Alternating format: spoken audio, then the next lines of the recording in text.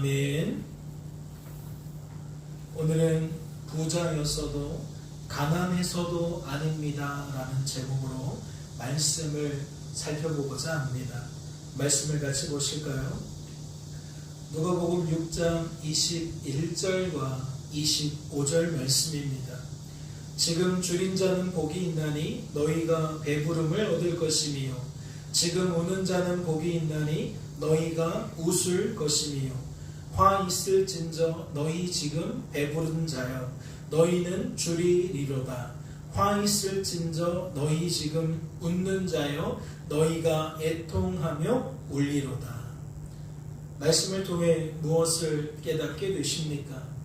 지금 줄이고 지금 우는 자는 훗날 배부르고 훗날 웃게 되지만 지금 배부르고 지금 웃는 자는 훗날 줄이고 훗날 울게 된다는 것을 깨닫게 되십니까? 21절 말씀과 25절 말씀을 통해 모든 인생은 삶의 반전을 경험하게 된다는 것을 깨닫게 되시냐는 겁니다. 그렇다면 말씀을 보세요. 예수께서 눈을 들어 제자들을 보시고 이르시되 너희 가난한 자는 복이 있나니 하나님의 나라가 너희 것임이요. 말씀은 그 시기를 어떻게 소개하고 있는 겁니까? 조금 전에 우리들은 훗날이라고 표현을 했습니다. 지금은 이러할지라도 먼 미래에 그것이 내일이든 모레든 아니면 1년이든 10년 뒤든 언젠가는 그러한 삶의 전환이 있을 거라는 것을 생각해 보았다는 거죠. 그런데 지금 20절 말씀을 보니까 그 전환의 시기를 어떻게 소개하고 있습니까? 이러한 삶의 변화가 언제 나타난다고 소개하고 있냐는 겁니다. 말씀은 하나님의 나라라는 표현을 통해 그 시기를 죽음 이후의 순간으로 소개하고 있습니다. 즉, 이 땅에서 가난한 자는 죽어서 하나님의 나라를 누리게 된다는 거지. 다시는 목마르지도 않고 다시는 줄이지도 않는, 더 이상 슬퍼하거나 애통하거나 곡하는 것이 없는 그 하나님의 나라를 누리게 되는 것으로 소개하고 있다는 거예요.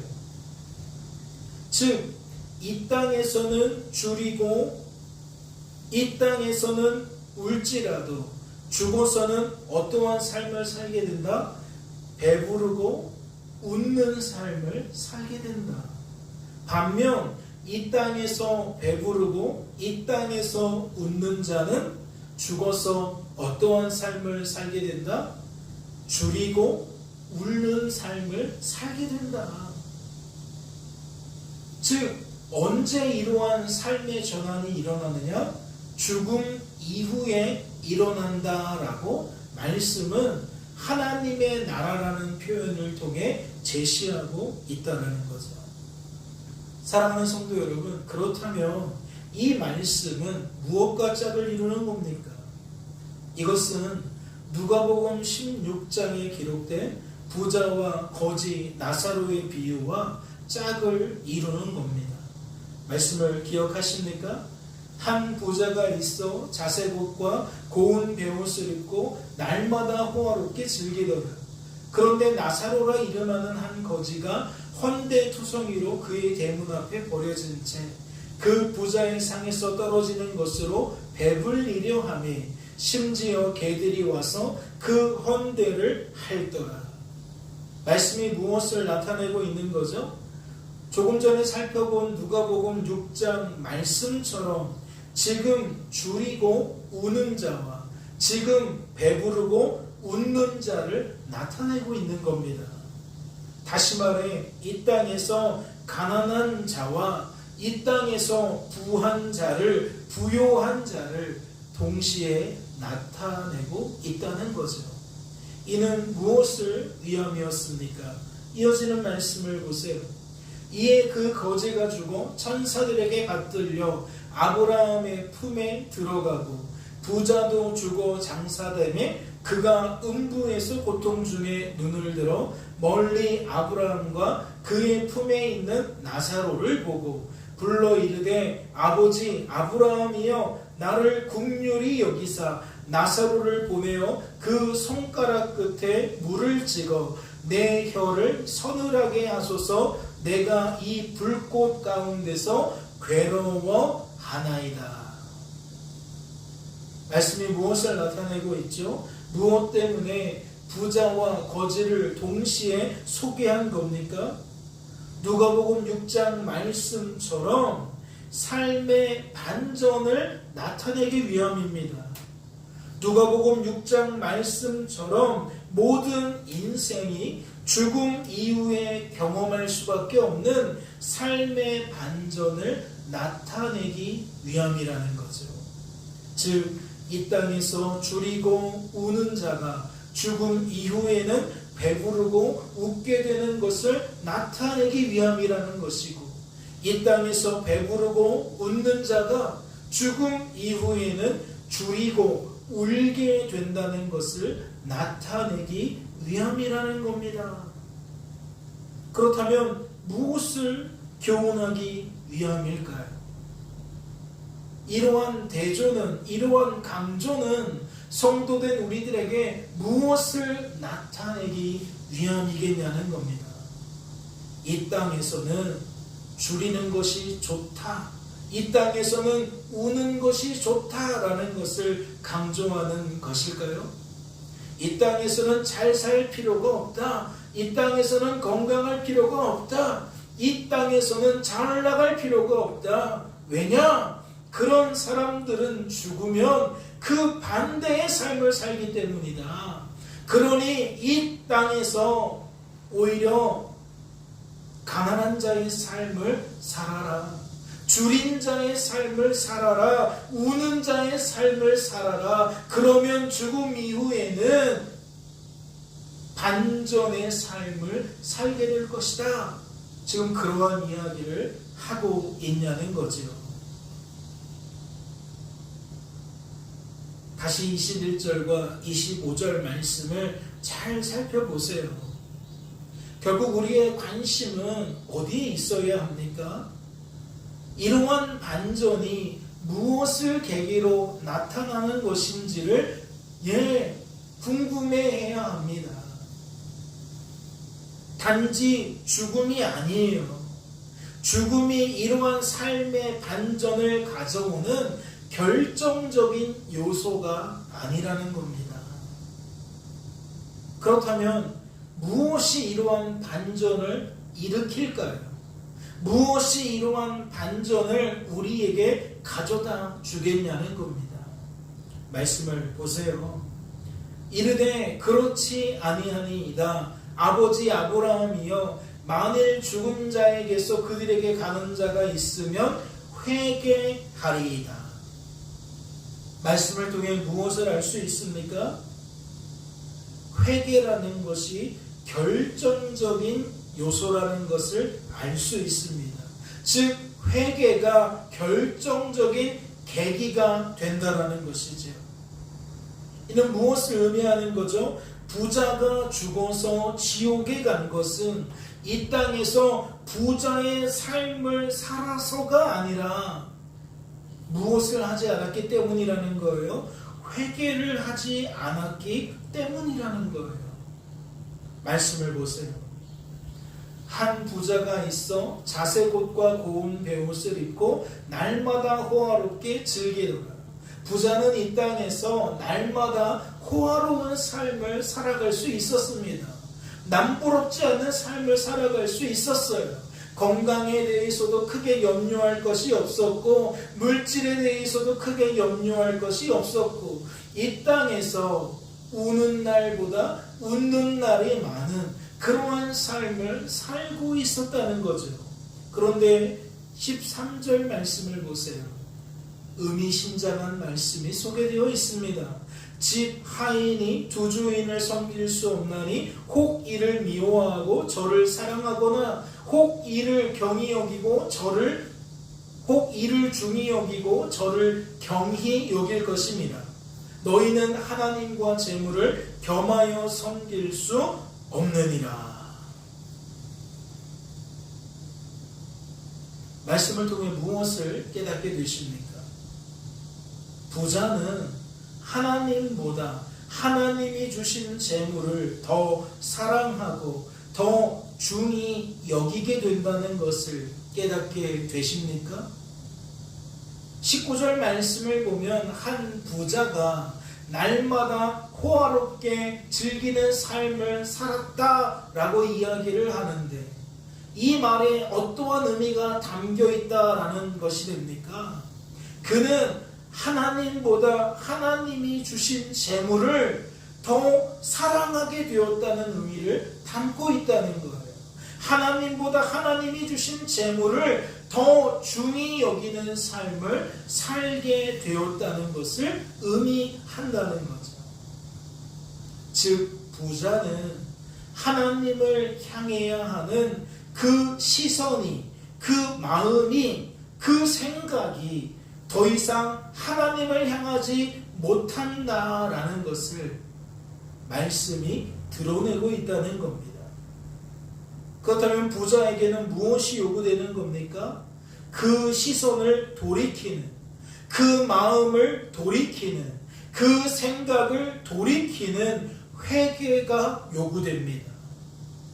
다시 말해 하나님보다 하나님이 주신 재물을 향하던 그 시선과 그 마음과 그 생각을 다시 하나님께 돌이키는 회개가 요구된다는 것이지요. 하지만 이어지는 말씀을 보세요. 바리새인들은 돈을 좋아하는 자들이라 이 모든 것을 듣고 비웃거늘. 말씀을 통해 무엇을 깨닫게 되십니까? 부자는 스스로 회개할 수 없다는 것을 깨닫게 되십니까? 부자는 천국 말씀을 듣고 회개하기보다는 회개를 요구하는 천국 말씀을 오히려 비웃는다는 것을 깨닫게 되시냐는 거예요. 이런 얘기가 되는 거지요. 부자의 삶을 살게 된 사람은, 날마다 호화롭게 즐기는 삶을 살게 된 사람은 천국 말씀이 안 들린다는 거예요. 천국 말씀이 천국 말씀으로 들리지 않는다는 거죠. 그러니까 받아들여요, 못 받아들여요? 인정해요, 인정하지 못해요? 받아들이지도 못하고 인정하지도 못해요. 그러니까 어떻게 반응하는 거예요? 픽 하고 비웃어버리는 거예요. 천국 말씀이 무가치한 것처럼, 쓸데없는 것처럼 그렇게 반응한다라는 것이지요. 그러면 무엇과 일치되어집니까? 날마다 호화롭게 즐기는 삶을 살던 부자는 하나님보다 재물을 더 사랑하고 더 중히 여긴다는 것을 방증하는 거예요. 확증하는 겁니다. 그렇다면 우리들은 어떠한 결론을 내릴 수 있는 겁니까? 부자가 지옥에 들어간 것은 회개하지 않았기 때문이라는 결론을 내릴 수 있는 겁니다. 그렇다면 이러한 부자의 경우를 통해 어떠한 결론도 내릴 수 있습니까? 거지가 죽어서 천국에 간 것은 단지 가난해서가 아니라는 결론을 내릴 수 있는 겁니다. 즉, 거지가 죽어서 천국에 간 것은 부자와 달리 어떠한 삶을 살았기 때문이다? 회개하는 삶을 살았기 때문이다 라는 결론을 내릴 수가 있다는 거죠. 오늘은 바로 이러한 결론을 바탕으로 본문 말씀을 통해 회개가 의미하는 바가 무엇인지 더욱 깊이 살펴보고자 합니다. 오늘 살펴보게 될 첫 번째 주제는 부자여서가 아닙니다라는 거예요. 말씀을 보실까요?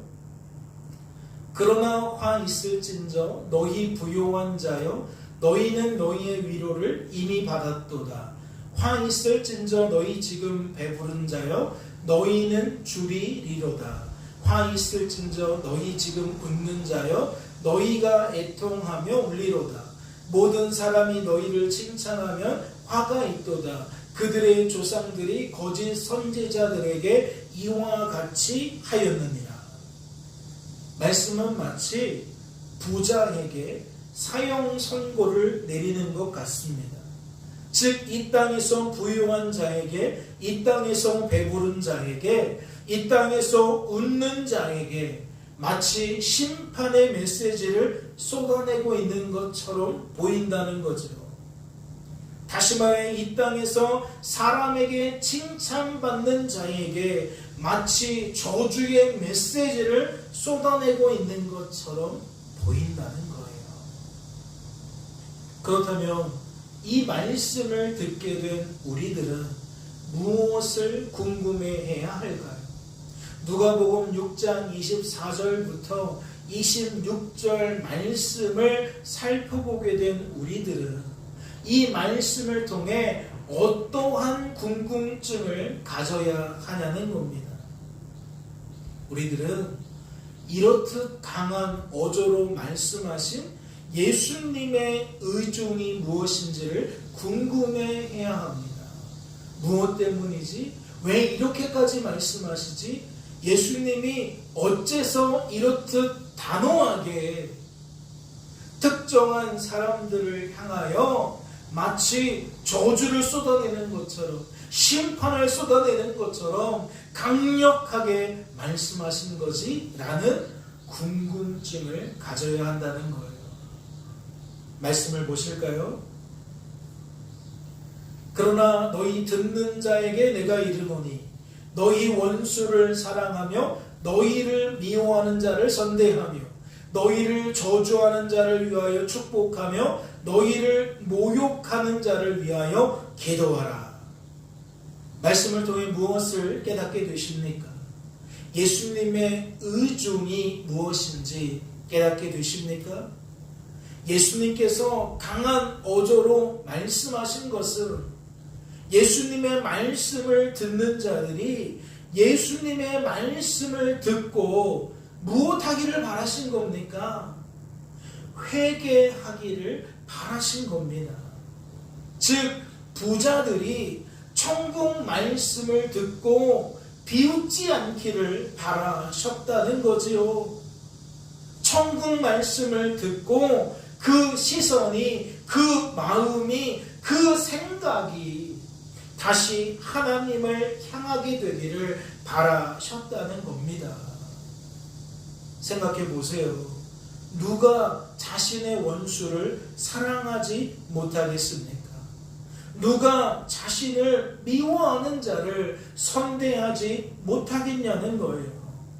누가 자신을 저주하는 자를 축복하지 못하고 누가 자신을 모욕하는 자를 위하여 기도하지 못하겠냐는 거죠.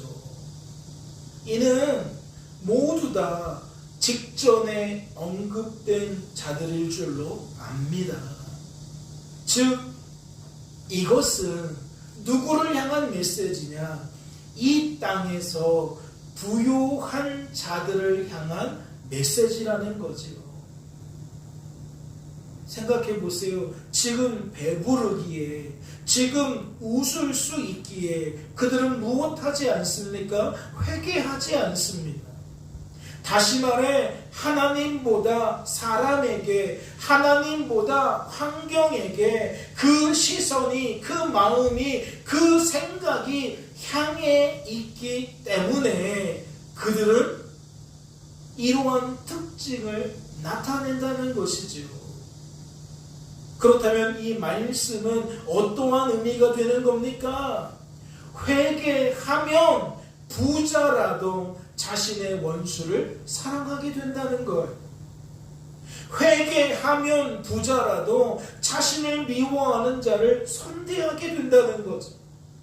회개하면 부자라도 자신을 저주하는 자를 위하여 축복하는 말을 낼 수 있다는 것이고, 회개하면 부자라도 자신을 모욕하는 자를 위하여 기도하게 된다는 겁니다. 왜요? 무엇 때문에요? 회개가 의미하는 것이 무엇이길래 그러하다라는 겁니까? 회개는 곧 하나님이 아닌 곳을 향하던 그 시선이, 그 마음이, 그 생각이 다시 하나님을 향하게 되는 것을 의미하기 때문입니다. 그러면 이렇게 적용이 되는 거죠. 부자가 자신의 원수를 사랑할 수 없는 까닭이 무엇입니까? 그의 시선은 그 사람을 향하고 있기 때문입니다. 나에게 해코지한, 나에게 모욕감을 준, 나에게 손해를 끼친 그 사람에게 나의 시선이, 나의 마음이, 나의 생각이 쏠려 있다는 거죠. 그러니까 무엇이 안 돼요? 그 사람을 보고는 도저히 그 사람을 사랑할 수가 없는 거예요. 저 사람은 원수인데, 저 사람이 나에게 한 말이 있는데, 나에게 한 일이 있는데 내가 어떻게 저 사람을 사랑하냐는 거죠. 그런데 회개라는 건 뭐라고요? 내 앞에 보이는 원수를 보는 것이 아니라 나를 사랑하시는, 나와 함께 하시는 하나님을 보는 것을 의미하기 때문입니다. 나의 마음이 저 원수에게 있는 것이 아니라 하나님에게 있는 것을 의미한다고요. 나의 생각이 저 사람을 향하여 계산을 하는 것이 아니라 하나님을 향하여 계산을 한다는 거죠. 그러니까 무엇이 가능하다? 자신의 원수를 사랑하게 되는 것이 가능하다. 같은 연장선이죠. 자신을 미워하는 자를 선대할 수 없는 이유가 무엇이겠어요? 자신을 미워하는 자를 나도 미워할 수밖에 없는 이유가 무엇이겠냐고요. 자신을 저주하는 자를 위하여 똑같이 저주의 말을 낼 수밖에 없는 것이, 자신을 모욕하는 자를 향하여 똑같이 모욕할 수밖에 없는 것이 무엇이겠냐고요. 생각해보면 답이 나오잖아요. 우리의 시선이, 우리의 마음이, 우리의 생각이 온통 저 사람과 저 환경에 사로잡혀 있기 때문에 내가 말씀에 부합한 삶을 살아갈 수가 없는 거구나 라는 결론이 너무나도 쉽게 나온다는 거예요. 그러니까 우리는 이 말씀을 통해 어떠한 의미를 돌출할 수 있느냐? 회개하면 부자라도 자신의 원수를 사랑하게 된다는 결론을 도출할 수 있다는 거예요. 즉 회개하면 나의 시선과 마음과 생각이 사람과 환경이 아니라 하나님을 향하게 되면 부자라도 이러한 삶이 가능하다라는 결론에 이르게 된다는 거죠. 그렇다면 말씀을 보세요. 누가복음 6장 1절부터 5절을 보니까 이러한 에피소드를 소개하고 있어요. 안식일에 예수께서 밀밭 사이로 지나가실새 제자들이 이삭을 잘라 손으로 비비어 먹으니 어떤 바리새인들이 말하되 어찌하여 안식일에 하지 못할 일을 하느냐? 예수께서 대답하여 이르시되 다윗이 자기 및 자기와 함께한 자들이 시장할 때에 한 일을 잃지 못하였느냐? 그가 하나님의 전에 들어가서 다만 제사장 외에는 먹어서는 안 되는 진설병을 먹고 함께한 자들에게도 주지 아니하였느냐? 또 이르시되 인자는 안식일의 주인이라 하시더라. 말씀을 통해 무엇을 알 수 있을까요? 예수님을 통해 천국 말씀을 듣게 된 어떤 바리새인들이 천국 말씀을 듣고도 회개하고 있지 않다라는 것을 알 수가 있는 거예요. 즉 천국 말씀을 듣고도 여전히 그 시선이, 그 마음이, 그 생각이 무엇을 향하고 있다는 거죠? 하나님 대신 하나님이 아닌 것을 향하고 있다는 거예요. 그렇다면 그 결과는 무엇일까요? 그 결과는 이어지는 에피소드, 즉 6절부터 11절 말씀에 소개되어져 있습니다. 또 다른 안식일에 예수께서 회당에 들어가사 가르치실세 거기 오른손 마른 사람이 있는지라 서기관들과 바리새인들이 예수를 고발할 증거를 찾으려 하여 안식일에 병을 고치시는가 엿보니 예수께서 그들의 생각을 아시고 손 마른 사람에게 이르시되 일어나 한가운데 서라 하시니 그가 일어나 서거늘 예수께서 그들에게 이르시되 내가 너희에게 묻노니 안식일에 선을 행하는 것과 악을 행하는 것 생명을 구하는 것과 죽이는 것 어느 것이 옳으냐 하시며 무리를 둘러보시고 그 사람에게 이르시되 내 손을 내밀라 하시니 그가 그리하며 그 손이 회복된지라 그들은 노기가 가득하여 예수를 어떻게 할까 하고 서로 의논하니라. 말씀을 통해 무엇을 알 수 있습니까? 회개하지 않는 서기관과 바리새인들은 어떠한 결과가 나타나요? 예수를 고발할 증거를 찾으려 한다는 것을 알 수 있어요. 회개하지 않은 서기관과 바리새인들은 천국 말씀을 듣고 오히려 노기가 가득해지는 것을 오히려 예수님을 해코지하려고 의논하는 것을 알 수 있다는 거죠. 그렇다면 그 시선이, 그 마음이, 그 생각이 어떠하다라는 것을 나타낸 겁니까? 선에 사로잡히는 것이 아니라 악에 사로잡혔다는 것을 알 수 있어요. 그 마음이 분노에 사로잡혔다는 거잖아요. 그 생각이 누군가를 해코지하려는 생각으로 가득해졌다는 것을 말하는 거잖아요. 그 시선이 하나님은 안중에도 없고 사람에게만 쏠려 있다는 것을 나타내고 있다는 거죠. 그렇다면 이것이 의미하는 바가 무엇이겠습니까? 예수님께서 말씀하신 것과 이것이 무관할까요?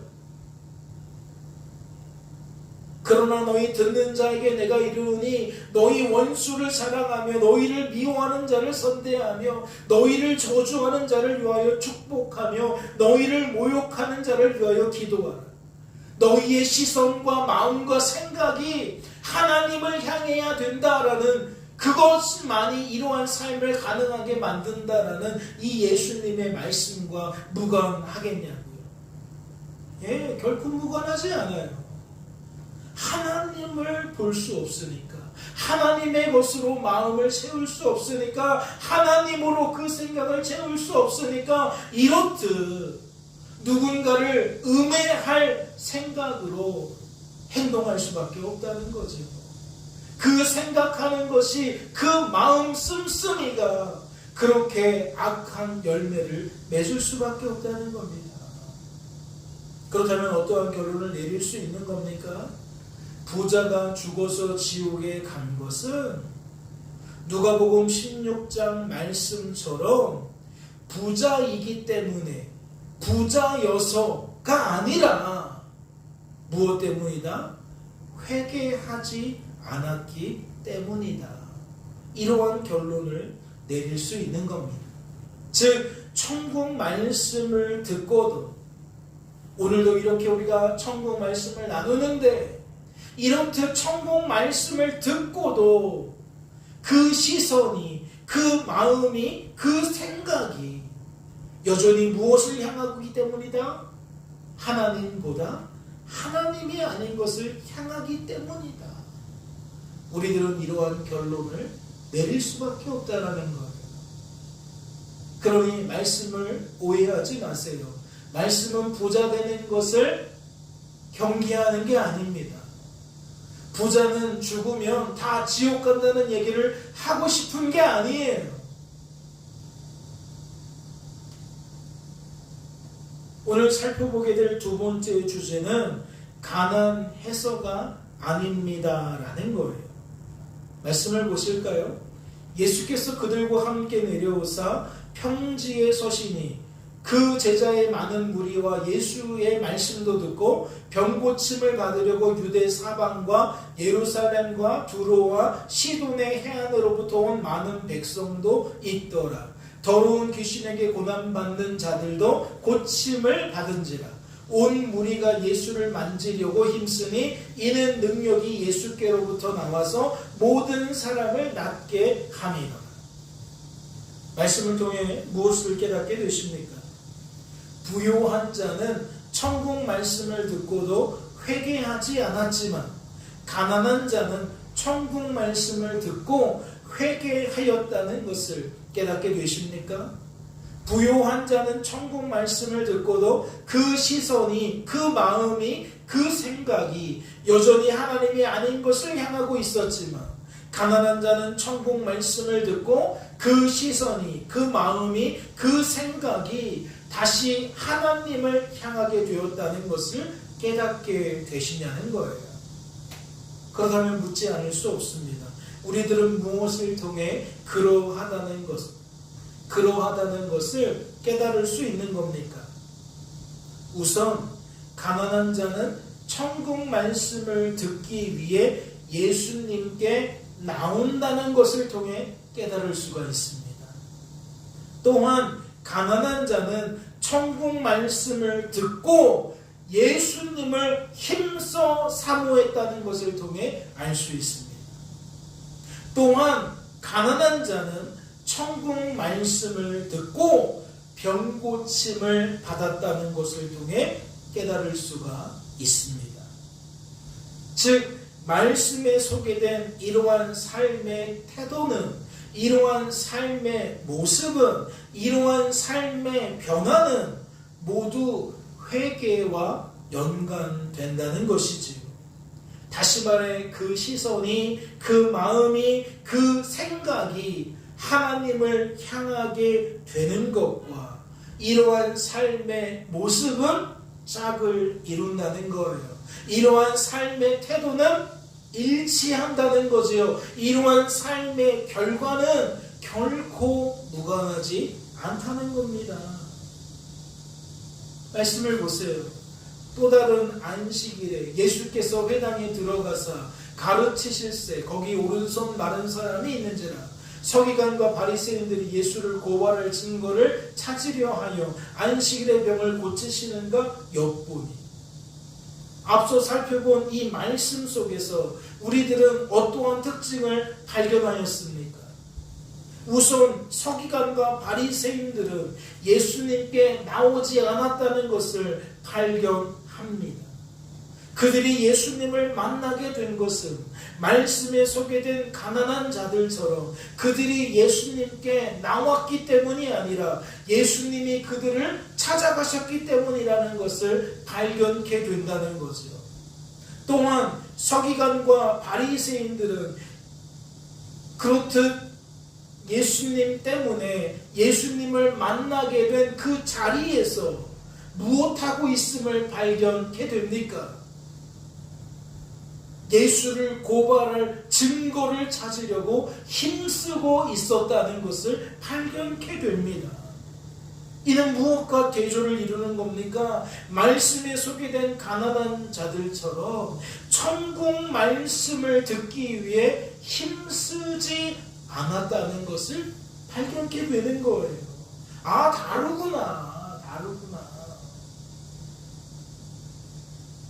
그들은 말씀에 소개된 가난한 자들처럼 천국 말씀을 듣고 병 고침을 받으려고 힘쓰지 않았다는 것을 발견케 된다는 거죠. 거듭해서 말씀을 드리지만 다른 거예요. 이해가 되십니까? 그렇다면 이것은 무엇을 방증하는 겁니까? 회개하지 않으며 말씀에 소개된 가난한 자처럼 행동하지 않는다는 거예요. 조금 전에 살펴본 서기관과 바리새인들을 통해서도 명확하게 드러나잖아요. 회개하지 않으면 인생은 어떻게 행동한다? 결코 말씀에 소개된 저 가난한 자처럼 행동하지 않는다. 그 시선이, 그 마음이, 그 생각이 하나님을 향하고 있지 않으니까 말씀에 소개된 저들처럼 행동하지 않는다는 거예요. 그렇다면 우리들은 이러한 결론을 누구에게까지 적용할 수 있어야 될까요? 아까도 말씀을 드렸지만 단지 부자라는 이유로 적용해버리면 안 되잖아요. 부자가 죽어서 지옥 간 것은 부자라서가 아니라니까요. 부자여서가 아니라니까요. 그렇다면 우리들은 이 말씀, 이 상황을 누구에게도 동일한 잣대로 들이밀어야 되죠. 가난한 자들에게도 동일하게 들이밀어야 되죠. 이 땅에서 아프고 이 땅에서 늘 울게 되고 이 땅에서 늘 멸시받고 천대받으면 죽어서 모두 천국 간다? 그렇게 적용해서는 안 된다는 거예요. 가난할지라도 가난한 자라도 그가 회개하지 않으면 누구처럼 행동하는 거예요? 서기관과 바리새인처럼 행동하는 거예요. 아주 중요한 얘기입니다. 회개라는 것을 중심에 놓고 생각해 보니까 말씀은 전혀 다르게 풀어진다는 거죠. 이 땅에서 울게 되면 죽어서 웃게 된다? 이러한 도식으로 내 인생을 적용시킬 수 없다니까요. 이 땅에서 울다가 죽어서도 우는 경우가 발생할 수 있다는 거예요. 즉, 이 땅에서 가난한 삶을 살다가 죽어서도 영원히 가난한 삶을 살아가는 경우가 있다는 거죠. 다시 말해 회개하지 않는 가난한 자는 저 말씀에 소개된 것처럼 서기관과 바리새인들처럼 행동할 수밖에 없다는 거예요.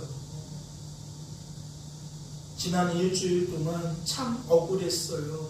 참 답답했어요. 남들은 안 아픈데 나만 아픈 것 같고, 남들은 모두 넉넉한 것 같은데 나만 쪼들리고. 그런데 그런 사람들이 말씀에 소개된 가난한 자처럼 행동한다? 예, 그렇게 획일화시킬 수 없어요. 세상에 늘 억울한 마음을 품고 사는 사람, 세상에 대하여 늘 불평과 불만을 가지고 있는 사람, 그들은 하나님을 향해서도 그러할 때가 많아요. 교회에 와서도 불평을 쏟아내기 바쁜 사람들이 많다는 거죠.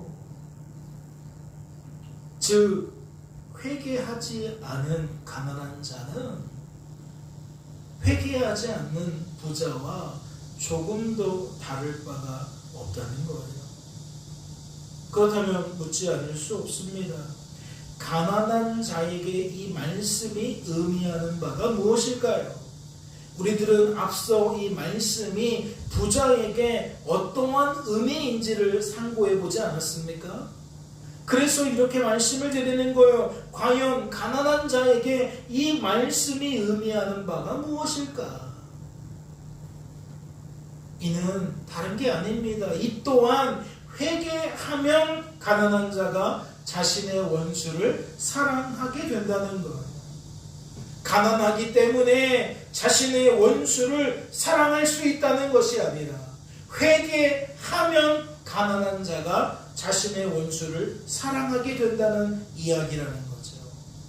즉 부자의 관점과 조금 더 다를 게 없다는 겁니다.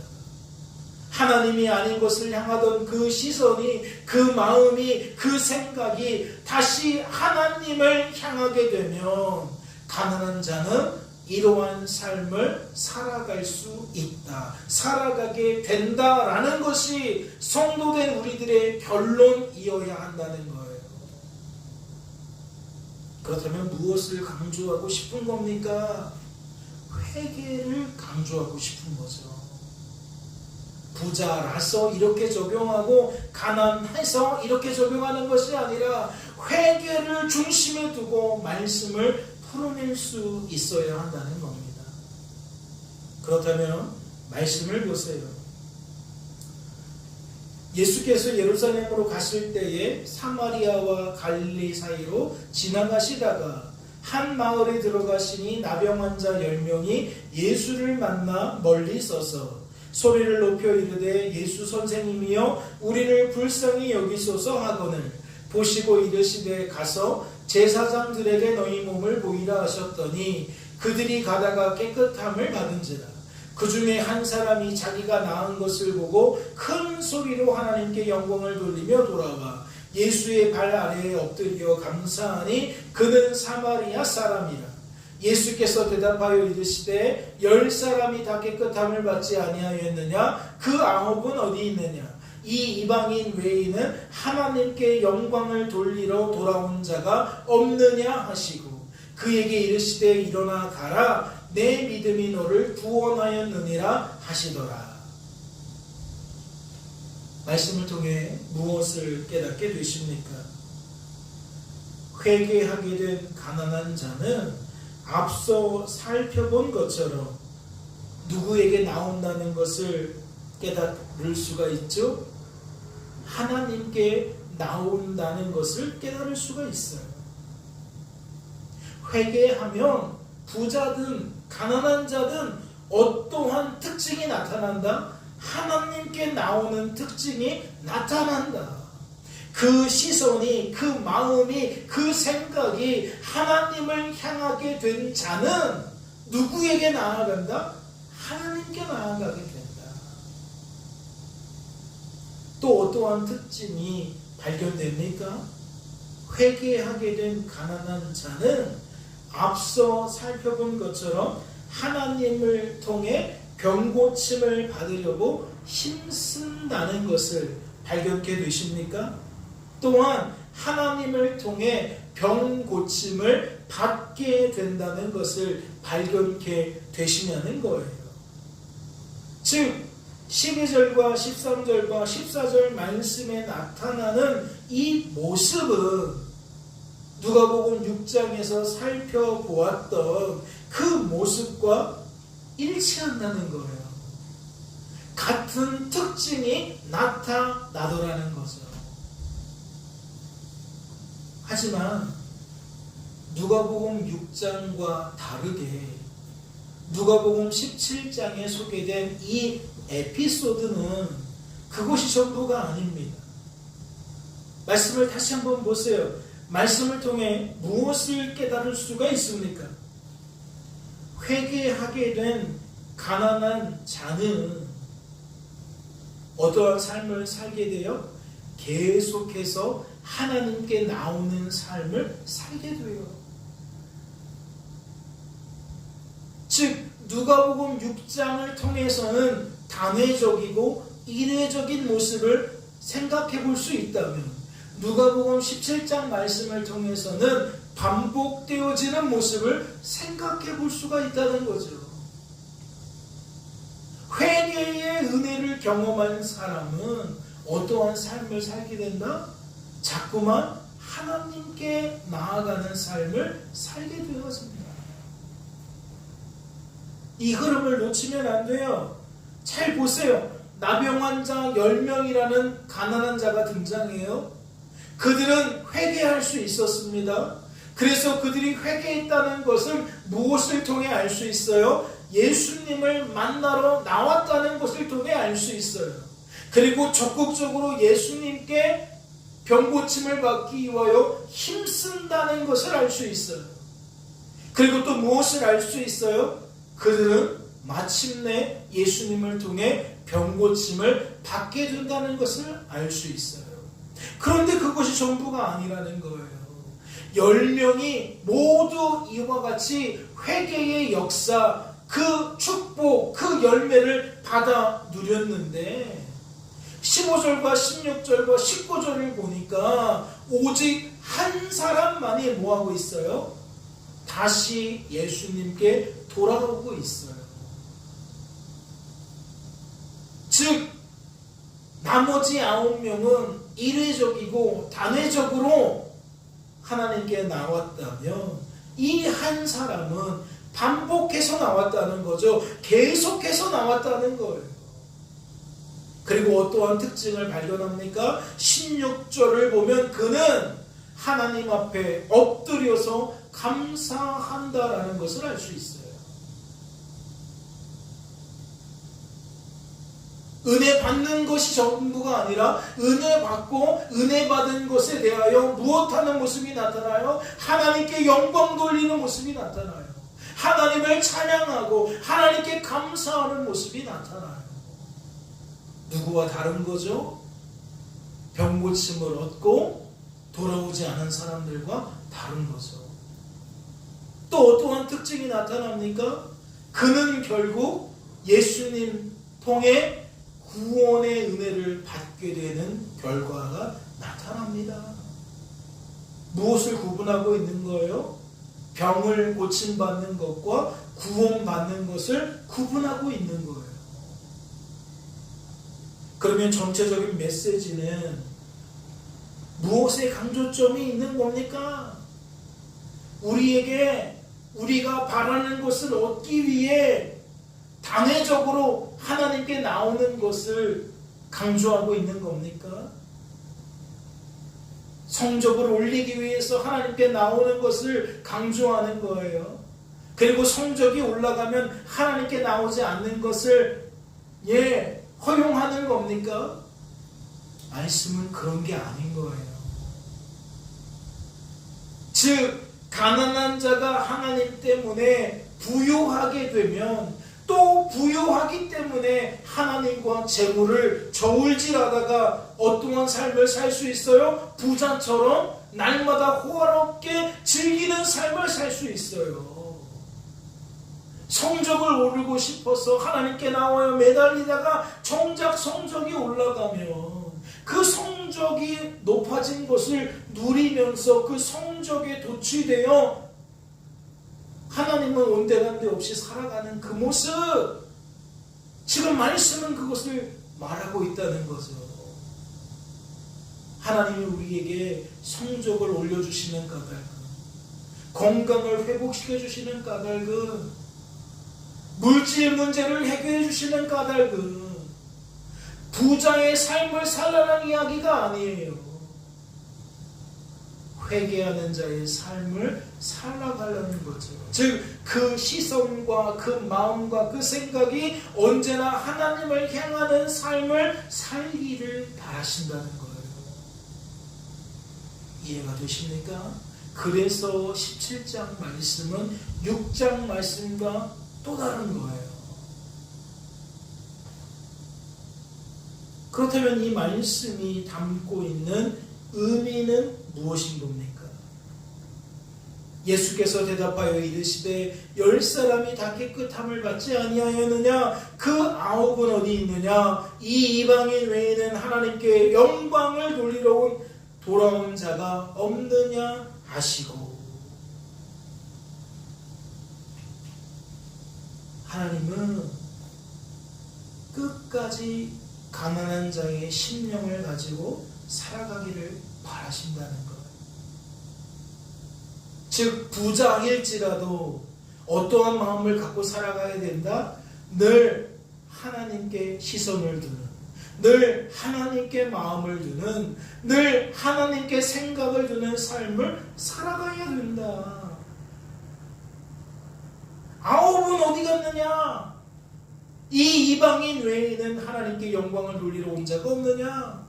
그렇다면 이 말씀에서 이야기하는 이 이방인은 어떠한 부류의 사람을 강조하는 겁니까? 단지 유대인이 아닌 사람들을 의미하는 겁니까? 혈통적으로 이방인을 의미하는 거냐고요? 그렇지 않죠. 말씀의 전체적인 맥락을 보면 이 이방인은 어떠한 삶을 가리키느냐? 끊임없이 계속해서 반복해서 회개하는 사람을 가리킨다는 거예요. 즉 그 시선이, 그 마음이, 그 생각이 언제나 하나님께 있는 사람을 말한다는 거죠. 그렇다면 우리들은 어떠한 결론을 내야 합니까? 오늘은 특별히 회개라는 관점에서 말씀을 상고했기 때문에 다른 살을 붙이지 않는다면 이러한 결론을 낼 수 있는 겁니다. 아, 성도는 회개밖에 없구나.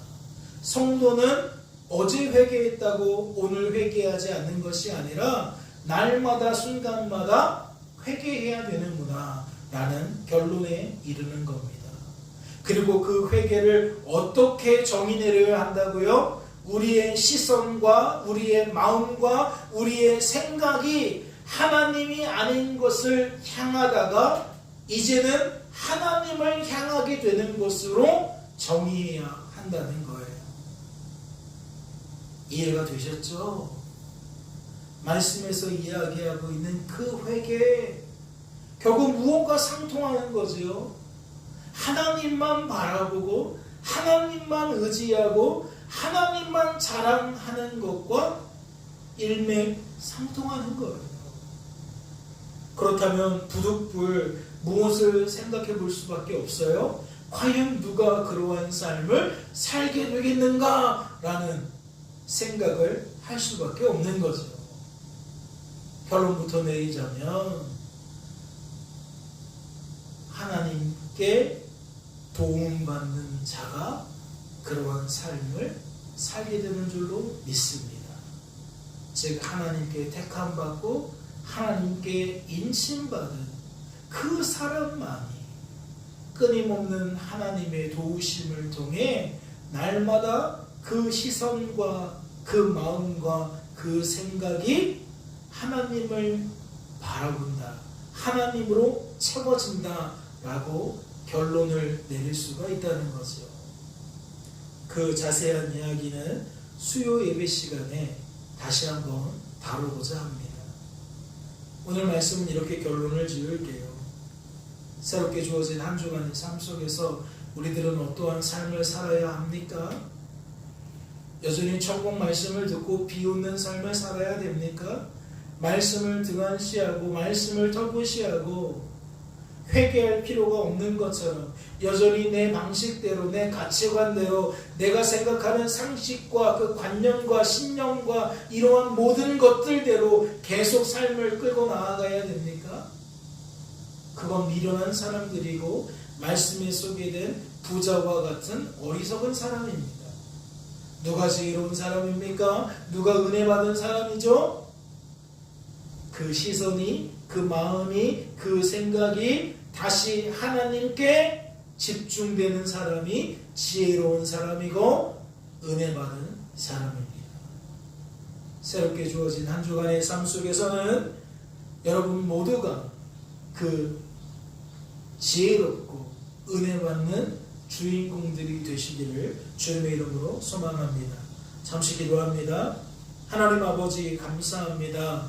우리를 사랑하셔서 오늘도 이와 같이 천국 말씀을 듣게 하시고 우리가 우리의 시선을 어디에 두어야 하는지, 우리의 마음을 어디에 두어야 하는지, 우리의 생각을 어디에 두어야 하는지를 발견케 하시니 감사합니다.